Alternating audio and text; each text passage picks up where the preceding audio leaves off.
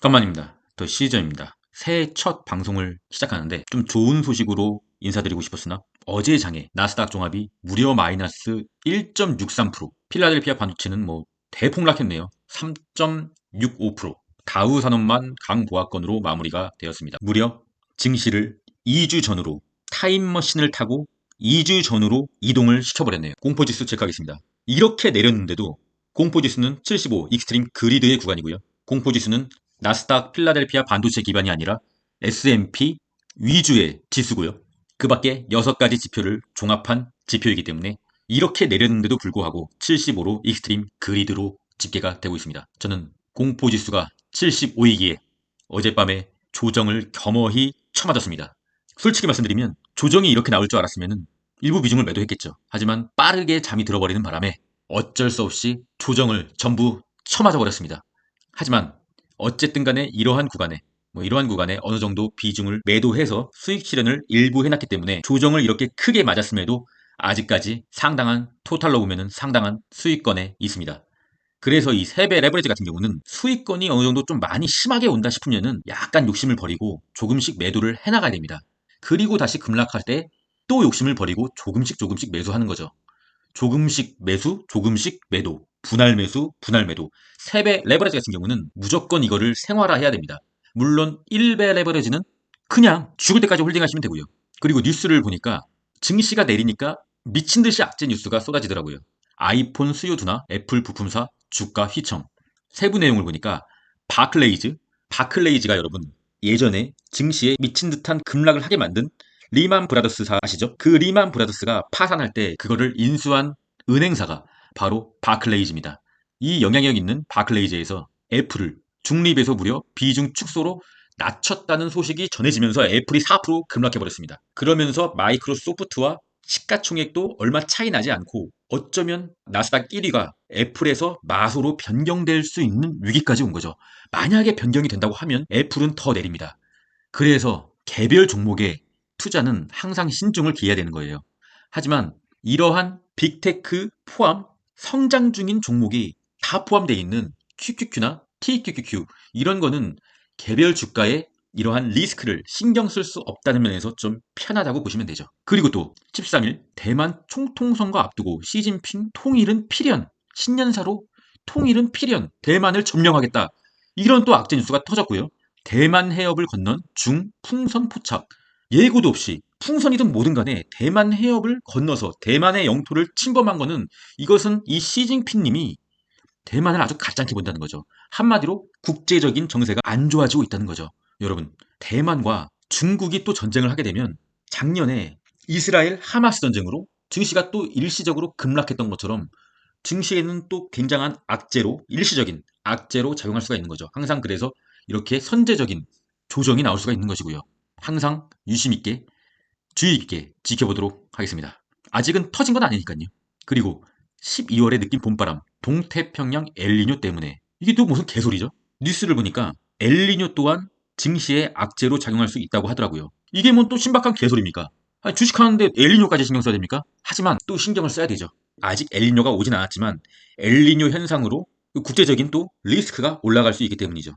하지만 이런 것은 또 잔파동일 뿐 길게 보면 나스닥은 결국 우상향한다. 하지만 3배 레버리지 같은 경우는 약간의 많이 급격하게 많이 올랐을 때는 약간의 분할 매도, 급격하게 내렸을 때는 또 약간의 분할 매수를 해줘야 되기 때문에 또 이러한 국제 정세 또는 매크로에 신경을 안 쓰고 넘어갈 수는 또 없는 것이죠. 그렇습니다, 여러분. 그리고 오늘 밤에 22시 30분에 10시 30분에 FOMC 위원 이 발킨이라는 사람은 매파입니다, 일단. 하지만 이 매파인 사람이 또 급작스럽게 비둘기, 파월이 비둘기로 변신한 것처럼요. 발킨도 비둘기로 변신한다면 이 조정을 조금 더 쿠션 있게 만들어줄 수가 있을 것 같습니다. 그리고 돌아오는 새벽 12시죠. 미국 졸트 구인 이직 보고서 중요합니다. 구인 이직 보고서가 발표되고요. 돌아오는 새벽 4시 미국장이 마무리될 시점에 연방공개 시장위원회 회의록이 공개가 되는 거죠. 오늘 증시가 급격한 조정이 온다고 하더라도 추가적인 조정이 온다 하더라도 이 회의록만 저번 FOMC 때 파월이 얘기한 그런 기조로 동일하게 발표가 된다고 하면 장 마감쯤에 약간의 반등을 줄 수 있는 재료로 작용할 수가 있으며 장후에 F저장에서 또 약간의 이마로를 할 수 있는 재료로 반응할 수가 있는 것이죠. 그리고 또 미처 소개해드리지 못한 저의 멤버십 회원들이죠. 부자 아빠님 재가입해 주셨고요. 믿어주셔서 감사합니다. 나프로님 새롭게 가입해 주셨고요. 열심히 한번 해보도록 하겠습니다. 그리고 이덕희님, 오감자님 무려 커피 후원과 음료수 후원을 해주셨고요. 좀 더 양질의 영상으로 찾아뵙도록 하겠습니다. 감사합니다. 푸덴크로선 체크하겠습니다. 0.75로 여전히 0.8 이하는 여전히 강세의 장, 여전히 콜의 비율이 높다. 익스트림 그릴의 구간이죠. 아직은 롱을 다 팔고 도망갈 때는 아니라는 말입니다. 환율 체크하겠습니다. 어제 급격히 올랐기 때문에 오늘은 약간 하락해주고 있으나 매우 중요한 저항선이죠. 만약에 여기까지 올라버리고 마감까지 해준다 라고 하면은 증시에는 굉장히 큰 조정이 올 수가 있습니다. 하지만 아직까지는, 오늘까지는, 현재 이 시각까지는 이 빨간 선을 터치하지도 못하기 때문에 급격하게 또 롱을 올 매도할 타이밍은 아니라고 봅니다. 진짜 숏이 타고 싶다라고 한다면 차라리 조금 늦더라도 이 빨간 선을 돌파하고 환율이 마무리가 될 때, 환율의 일봉 마무리가 이 빨간 선을 넘은 채로 이 위에서 마감이 될 때 그때 숏을 타셔도 늦지는 않습니다. 그렇습니다. 너무 급박하게 대응을 할 필요는 없다는 것이죠. 왜냐하면 우리는 공포에 매수했기 때문에 이렇게 내렸음에도 아직도 큰 수익권이기 때문입니다. 국제유가 답이 없네요. 이때 다시 한번 돌파하는 흐름을 보여줄까 했으나 다시금 또 하나 둘 셋 넷 5거래일 연속 음봉이네요. 하지만 여기도 하나 둘 셋 넷 다섯 5거래일 연속 음봉이고 그 다음날 양봉으로 돌아섰지 않습니까? 그리고 여기는 또 약간의 지지선 라인에 도달했고요. 내일은 다시 양봉을 보여줘도 어쨌든 하락 추세고요. 전쟁이 난다고 하면 국제유가는 급격하게 오를 것입니다. 하지만 아직 전쟁이 나지 않았기 때문에 지켜보도록 하겠습니다. 테슬라 어제 나스닥이 큰 폭으로 내렸음에도 테슬라는 크게 내리진 않았어요. 제가 추세선을 약간 변동을 했는데 좀 더 너프하게 보기 위해서 살짝 광범위하게 추세선을 바꿨습니다. 어쨌든 이 추세선 안에서 논다고 하면 이렇게 논다고 하면은 또 계속 언젠간 또 올라가지 않겠습니까? 이 추세선 하단 라인을 급격하게 또 이탈한다고 하면 또 사는 거죠 뭐. 또 사는 겁니다. 미친놈처럼 사는 거예요 그냥. 결국에 나스닥을 멱살을 잡고 끌어올려줄 종목은 나스닥에서 테슬라밖에 없다는 뷰는 아직까지도 여전합니다. 그 뷰는 언제까지 밀 거냐고요? 테슬라가 오를 때까지 계속 밀 거예요. 왜냐면 현재는 매수할 종목이 테슬라밖에 없다고 생각하기 때문입니다. TQQQ 무려 21선까지 밀려버렸네요. 정말 시간을 가지고 좀 21선까지 밀렸으면 좋았을 거라고 생각했는데 한 방에 이렇게 밀어버리네요. 이게 바로 미국의 나스닥입니다, 여러분. 그리고 이게 바로 3배 레버리지고요. 항상 조심해야 되며 항상 전재산을 몰빵해서는 안 되는 거죠. 하지만 우리는 이러한 미친 3배 레버리지 TQQQ를 이러한 구간에서 샀기 때문에 아직도 존버할 수 있는 거죠. 존버라는 건 여러분 무식하게 존버하는 게 아닙니다.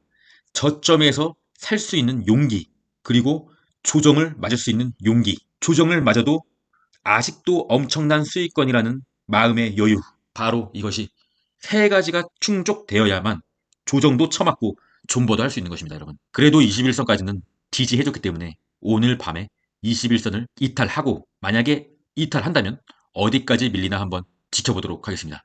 저는 조정을 쳐맞을 준비가 모두 끝났습니다.